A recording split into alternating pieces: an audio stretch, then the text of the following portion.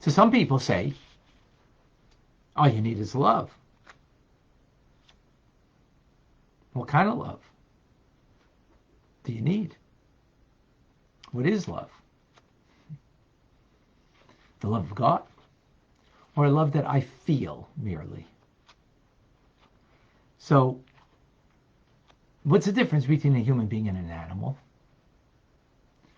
Is that a human being, the head is on top, then comes the heart, and then comes the arms and the feet.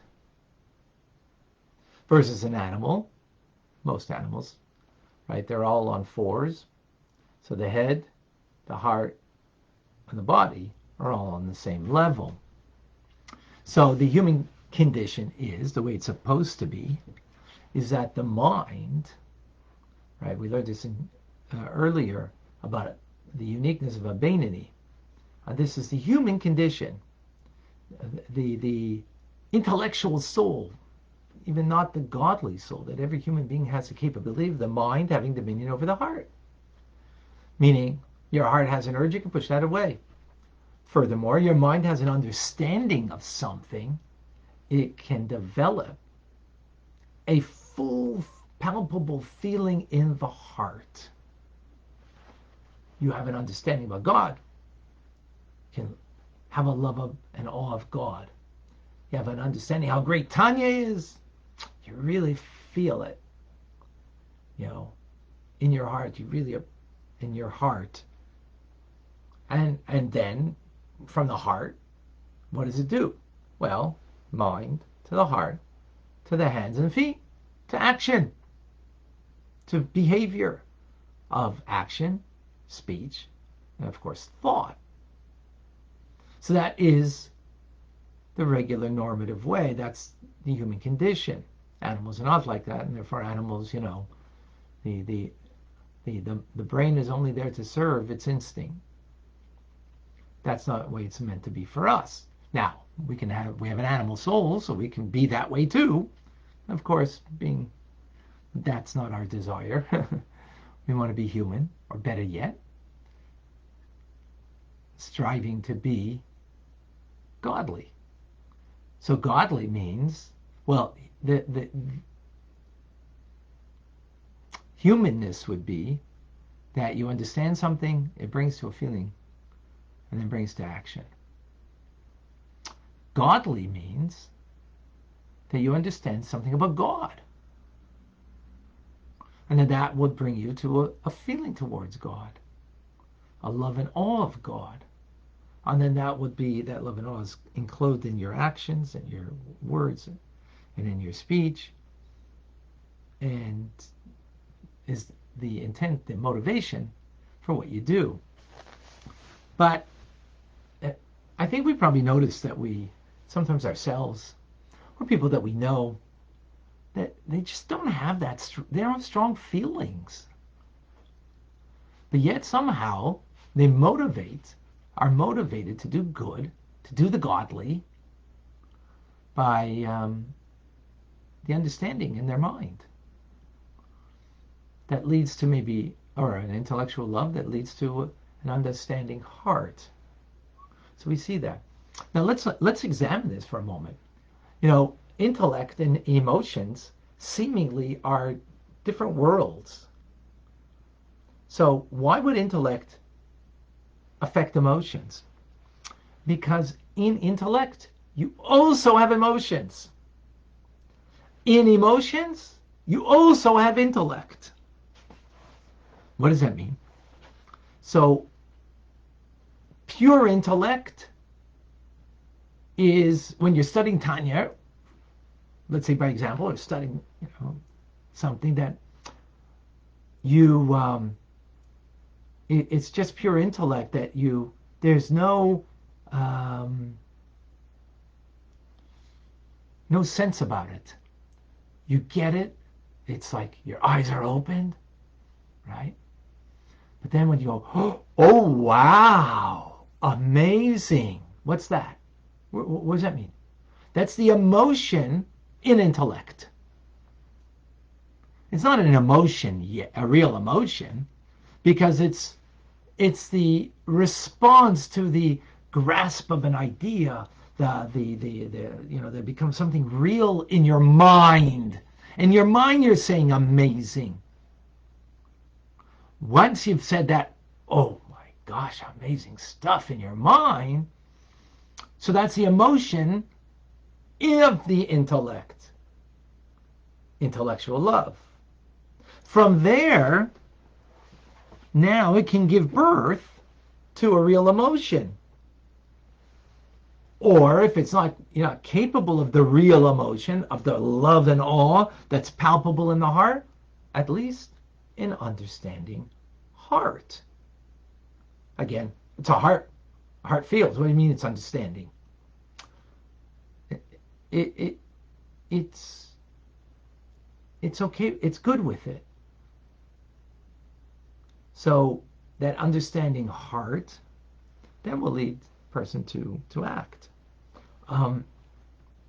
Now, important idea is, you give birth to something, to someone, to a child, right? So before you give birth, the child's a part of you. And then the child becomes independent of you. So is the child a part of you or independent of you? Well, both, right? At different stages.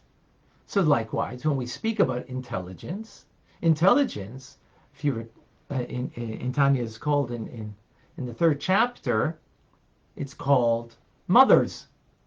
Because what do mothers do? They give birth. What does intellect do? It gives birth. It gives birth to emotions. So in birth, you can have the birth of a child in an open, revealed way and a concealed way, spiritually at least. I mean, physically, a child can give birth to. So in the revealed way means that child that you gave birth to, the emotion, is a reality of its own world. Yes, it's infused with the mother, the father, right, and the parents that give birth, or here metaphorically, the mother, is yes a part of, and that means the intelligence, therefore, is a part of that emotion, but yet it becomes an entity of its own, meaning a full-blown, palpable feeling of love and awe of God, or of Tanya that we're learning, or whatever mitzvah that you're engaged in. But it doesn't always work that way. And if we probably look at our lives, probably not often do we really have a palpable feeling, at least towards God. Maybe we have palpable feelings in other areas, but those palpable feelings may not even be from the godly soul. It might be the animal soul, on the contrary, right? It might be the lust of the heart rather than a love of the heart, right? Meaning they came from different parts of the heart, right? Lust of the heart is the animal soul in the left ventricle of the heart, metaphorically, and the love of the heart is in the right ventricle of the heart, which is the result of our goodness and godliness, the godly soul. So, is all you need is love? That concept in the world is about you doing something for me that makes me feel loved. Here, it's about me doing something, meditating, thinking about, being mindful about God in my life, that brings me to a love of Him. Whether it's palpable or it's only in the understanding heart, well, both are great. And it's not a lesser love when you have that understanding heart. It is amazing that we can accomplish such a thing. And this, by the way, in relationships also works really well. All you need is love means I have an expectation that you're going to do something for me that's going to make me feel loved. and therefore love you more.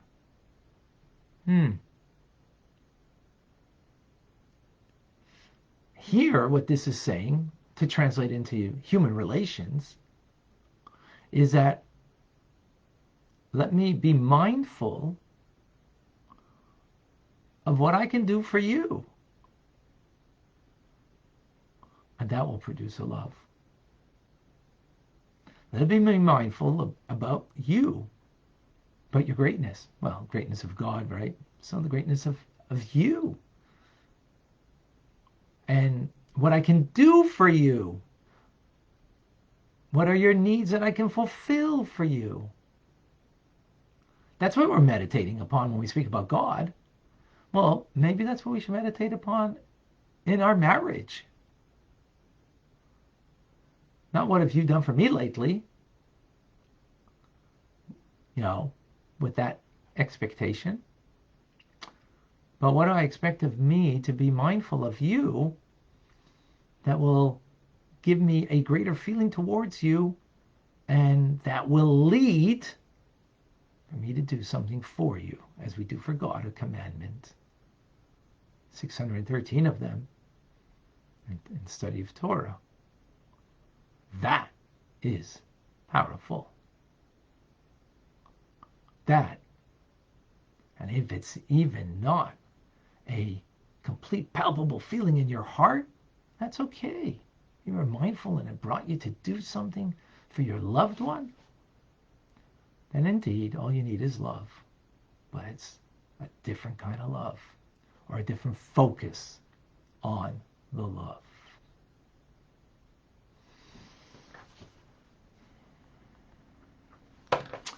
All right, let's open it up. Questions and comments and thoughts. If you got it, folks, this idea, it's pretty powerful.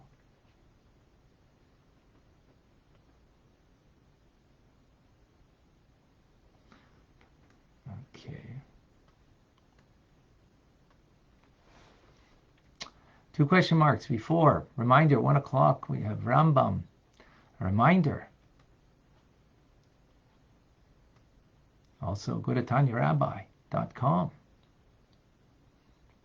If you missed anything here, you can get it on the rebound. Julie, is there a chart to know what's in the body which apply to a Kabbalah? I think the right address of the heart. Not certain. I mean, there are certain things, that show, the chesed on the right and the gvura on the left, and so on the right arm, and you can see that. Besides that, I'm not certain.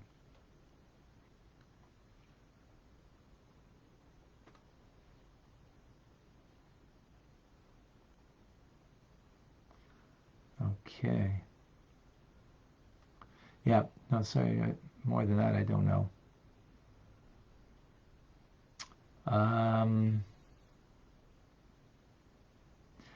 Vida, I know people who tend to be just intellectual, and I know people who tend to be just emotional. How can one truly balance intellect and emotions when one is prone to choose one over the other? Well, that's the mindfulness that we're talking about over here. We are who we are, but that's not where we want to stay. That's, Beinoni in training means that we want to train ourselves to be not merely natural, instinctual animals, even maybe nicer ones, but we want to be godly. We want to be godly. So we got to, with this mindfulness, we can work on it. The Alter Rebbe is giving us a way over here, which is amazing.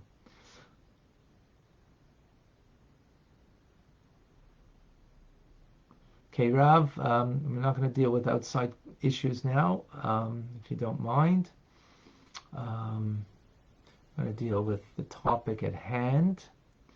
I'm just a reminder that we're going to deal with what our discussion is every day, and anything outside of that, if there's time, I can deal with, and that will be only at the end. So don't put it anywhere that I'm going to lose the feed. So I don't want to deal with anything that is outside our discussion right now. Sarah, so basically love is an action, not just an emotion. No, love is love. And the question is, the uniqueness over here is that the non-palpable love, but the understanding heart that you have, God joins it to the action, meaning that because it led you to action, action is action, love is love, and intellect is intellect. Because it led you to the action, that's a sign that it's something real. That's the beauty over here. That it's something real. It's not like something, oh, you're not really feeling it. You didn't give me enough emotion. Yeah, but I did the deed. I brought, so, okay, sometimes you got to work on yourself more to have that emotion or to develop the emotion. But we need to recognize that there's something extremely powerful and meaningful. That's the novelty of this of this idea over here, is that, hey, it led me to do this action. So it wasn't a full-blown feeling, but, the action is the most important thing. And actually to tie in with, the great debate between Tevye the milkman and his wife Golda and Fiddler on the Roof, where he asks her, "Do you love me? Do you love me?" And what does she answer? What do you mean? For 25 years I washed your clothes and I fed you and so on. So what's he asking? He's asking, like, did you bring a feeling to me? Did you bring me to feel loved? What did you do? I have an expectation. Do you love me? Did you bring that, romantic sort of feeling that I should have?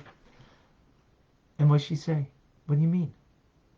25 years I've done for you that expresses the love. That expresses the love. So it's the action that's expressing the love. The novelty over here is that even if you don't have that palpable feeling, but it led you to that, that's joined in our mitzvah that we do for God to go on high. It's eternal. It's amazing. And the same thing in human relations. We need to know that.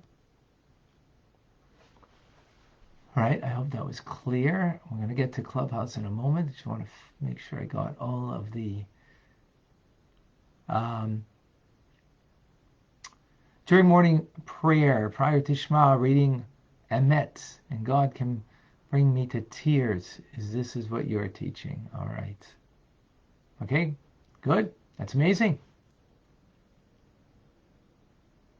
Okay, Rav...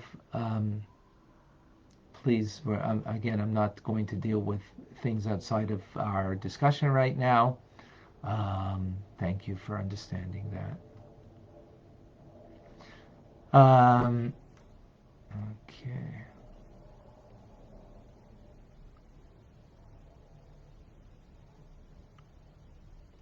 So, David, I know people who will say only intellect.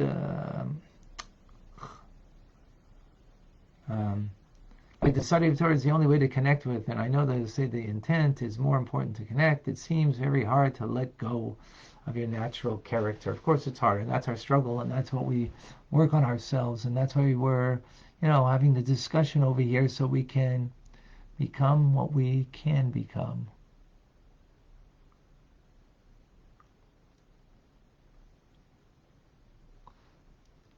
Can arrogant... Please, a reminder, 2 question marks before you ask a question, so that way I can make that I know that I need to look at it. Can arrogance be good in a stubborn child? What is... Oh, okay. Sorry. Again, we're not going off at this point, okay? We're going to remain.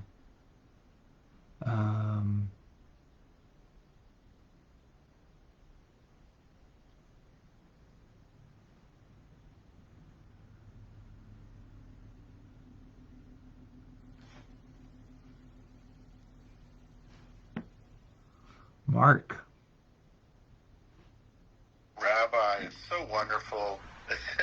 Thank you. It's such a wonderful way to wake up with a nice Torah lesson. I just love it. I guess what I wanted to ask you, Sure. Related specifically to your topic, is if you're, I still sometimes struggle with trying to separate the idea of your intellect, the mind and body, the godly soul versus the sort of animal or animalistic, body. And then when you were speaking of, how like the intellect was the part, how, like I sort of feel like tefillah, like the fact that we're commanded to pray and to do certain things is essentially God's way of telling us, especially men specifically, that we need to, like, our body needs to, our soul needs to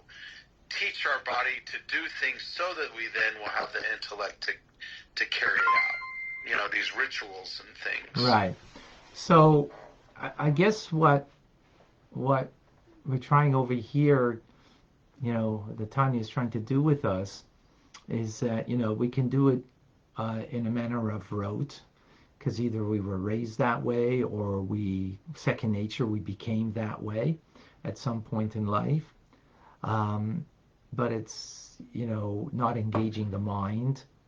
And again, the difference between the human and the animal is, we're on 2 feet, the head is on top, and then comes the heart, and then comes the actions, which are metaphorically, or not even metaphorically, reality, your hands and your feet, right? That brings you to action, to do. If you look at the letter Gimel in Hebrew, it is like 2 feet, one in front of the other, and bending over forward. And the word Gimel means Gomel, to do, right? So it's to action, bring us to action. So yes, the action is the most important thing, but what we're trying to do here, and then Abeinani in training means to activate the mind, that it should feed the heart. Now, again, what we talked about over here, and the uniqueness over here, is that activating the heart could be that it's only an understanding heart, and it's not a real, full-blown feeling in the heart. And yet, that is fine. That's beautiful. That's amazing. So, you're right. We've got all these different components and in our being, but here is that whatever kind of mindfulness that we can have, that will then becomes the motivation, right? That usually motivation is something of the heart, but here it's, it starts with the mind, that motivates the heart, or inspires the heart, right? That it brings an excitement to the heart, a love in the heart, and so on, that then brings you to action.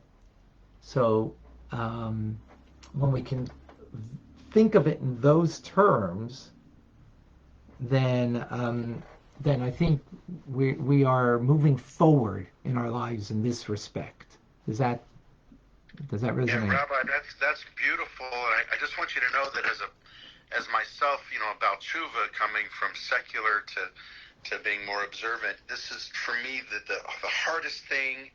And I'm a little bit of a shliach myself, with some of my friends who are more secular, and to get them to take action, whether it's, to lay tefillin or whatever it might be, from a little thing to a small thing, when they don't intellectually understand it or appreciate it, it is a very difficult thing. So you've Right. helped me to with that, but I'm sure I'm not teaching you anything. You're teaching me, but that to me is a really critical point in probably a lot of the work you do with folks that are learning more and becoming more interested, is how to get them over that hump, because they Right. didn't grow up doing these rituals and these rote things. So it's new, and they say to me, I'm sure they say to you, they say, well, why? That's crazy. Why should I do that? It doesn't make any sense, Right. It's hard to get them to do it. But but if you can explain it in a beautiful way like you're doing, it's very helpful. So Great. thank you. Yes. Yes. Actually, I want to add to that, Mark. Thank you for bringing that up. This is one route, and we'll actually, in chapter 35, we'll come to a different angle that we will discuss. Remember, this is Sefer Shalbani. This is the book of the intermediate, the Beinoni, right? So we're talking about someone who's already, a committed Jew, right? A very committed Jew, right? That they have such mastery over their behavior of thought, speech, and action. So someone who is very distant. So just to add to what you're saying, sometimes it can be the other way around. Instead, and this is the Rebbe's uniqueness in our generation. The Alter Rebbe is teaching from his generation, and there's always a novelty in each generation, and there is a novelty in our generation, seventh generation. The generation is going to finally bring the Shekhinah, the divine presence, into this world. That God's presence will be real and palpable in this world, and that's what redemption, Mashiach, means. And how can it be done is the opposite. What I was talking about till now is from up, down, from the head to the heart to your actions. But there's another way, and that's called down up. What's down up? Meaning, start with your actions. Just do it. Just do the mitzvah.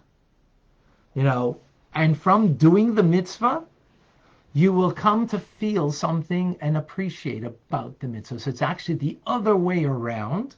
This is not the way we're talking about over here, but there is another way of inspiring a person. And how come? Because in the end, Torah and mitzvahs is a part of the Jewish soul, and therefore it's a part of their DNA. And sometimes just by doing the act, you can release something of their soul. Now, if it's something that's really distant from them, and like you said, Mark, that they're questioning and this and that, so maybe it's got to be something that is a little more, that they're more at home with. So instead of pray 3 times a day, whoa, I haven't prayed since, before COVID on Yom Kippur, So maybe that's a little too distant. Maybe Kiddush Friday night with your family. Get your family around the table, make a Kiddush, sanctify the day, have some challah, kosher wine, kosher bread, and challah and the like. Maybe that'll be, and just do it, So maybe that's something that'll be easier for them. And then from there, maybe they'll be more open to tefillin or some other kind of mitzvah, give tzedakah, maybe learn Torah, or whatever the case may be. The point I'm making is that the uniqueness in our generation is down up, because that's the concept of Mashiach ultimately, is from within, not from beyond or above. That the reality of God is a reality from within my world, not beyond my world. And therefore, introducing a mitzvah to somebody can sometimes just be, just do it. You don't understand it, you don't feel it, but you do it because, again, it's part of the DNA. I had this week, actually 2 people. Now, maybe what led them to do this was, one had COVID, another one, their brother is sick, so so they wanted to put on tefillin. So I FaceTimed them, showed them how to do it. And here we're kind of a lockdown over here a bit, whatever. Some craziness, but whatever, that's a different issue. And help them with it. And it, they came to doing an action. I don't know how much they understand and appreciate it, but that will come, and needs to be provided. But there can be the other way around also. So it's important, and that's actually very unique. Hey, what's Chabad known for? We stand on a street corner, 14-year-old boy asks a 70-year-old man, "Are you Jewish?" Right? And the man answers, hopefully honestly, that if he is, he is. So would you like to do a mitzvah? No explanation, no understanding. Just, hey, just do it. And what does a Jew do? It puts on tefillin. Okay, some people decline, others, okay, but it's, because ultimately, actually, Mark, is that talking to you? No, it's not good, Rabbi. It's fantastic. I really appreciate it. God bless you. So let me share with you. My wife and I used to be running the Chabad house on campus, McGill University, and when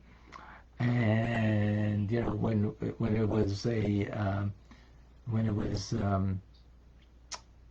Sukkot time. So we used to go with my kids. Let's say they were 12, they were 10 years old, 8 years old, 6 or 12, 10, whatever the age were. A couple of years apart they were, and about a bunch of kids roaming between the McLennan Library and the Red Path Library, and it was the path that many of the students would between classes take to go from one class to another. And we were there with Lulav and Esrog, and you would see, you come up to a Jew, and sometimes, so you come up to someone and say, "Oh, today is Sukkot, come do the mitzvah," and the girl would say, "Oh, I haven't done this since high school," and then she would start making the bracha, and she would be all kind of emotional about it, and it was beautiful, and do the mitzvah. And then sometimes we had the Jew that we saw in the yonder, that they saw us, and they made a beeline in the other, in a 90-degree angle. My kids would run after them and say, "Are you Jewish?" And they said, "Come do the mitzvah." He says, "No, I got to go to class." And sometimes they were with a non-Jewish friend that says, "Well, we don't have class for 10 minutes. The kid's asking you something. Well, why don't you, So, and sometimes the non-Jew would embarrass them to do the mitzvah, and they did the mitzvah. So, and they did the mitzvah. My point in this is that the person who embraced the mitzvah, and they, sometimes were emotional about it, and the one who wanted to make a beeline and wanted to escape the mitzvah, in the end, they're really the same. One embraced it, and one wanted to push it away. Why did one want to embrace it? Because it's a reflection of them. The mitzvah is part of the DNA of a Jewish soul. The one who wanted to run away from the mitzvah was because the DNA of their soul is also mitzvah, but they want to repress it. They don't want to have anything to do with it. The non-Jew wasn't an expression of them, so therefore they could be very, very matter-of-fact about it. The Jew can't be matter-of-fact about it, but the non-Jew could be, because it's not an expression of their soul, So therefore they would say, "Hey, what's the problem here? The kid's asking you, it's a big deal." For the Jew, it's a big deal. It's me. So that's why sometimes starting a mitzvah, or starting and engaging a person, you can start with the mitzvah itself, because it is there, every Jew's DNA.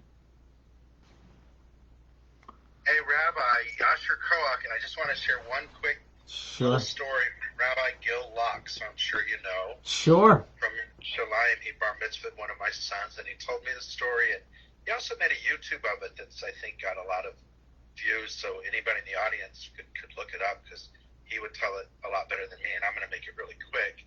But it's basically when he was not a 14-year-old, but he was asking people if they're Jewish and trying to get them to lay tefillin in Los Angeles, and you encounter a lot of negativity, and one particular fellow started swearing at him and saying, "How dare you," and was just really nasty, and it affected Rabbi Gil, and he thought about it a lot, but anyway, when it was over, he tried to forget it, and then fast forward several years later, he's living in Jerusalem, and he's at the kotel, the shliach at the kotel, and he sees a Jew who comes up to him, and he's crying.